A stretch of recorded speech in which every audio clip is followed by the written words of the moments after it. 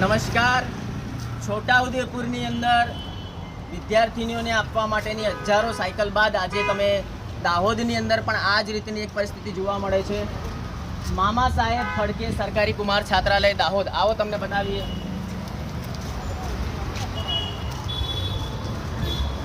હજારોની સંખ્યામાં સાયકલ જુઓ, અહીંયા ધૂળ ખાઈ રહી છે. આ જંગલ જેવું ગાં સુધી નીકળ્યું છે. જ્યાં સુધી તમારી નજર પડે ત્યાં સુધી આ હજારોની સંખ્યામાં સાયકલો છે. આ બાજુ પણ આ સાયકલો પડેલી છે. આ તરફ પણ તમે જુઓ, જ્યાં જુઓ ત્યાં સાયકલો પડેલી છે. આ સાયકલો શાળા પ્રવેશ ઉત્સવ 2023માં બાળકીઓને આપવાની હતી. 2023નું વર્ષ પણ પતી ગયું, 2024નો શાળા પ્રવેશ ઉત્સવ પણ પતી ગયો.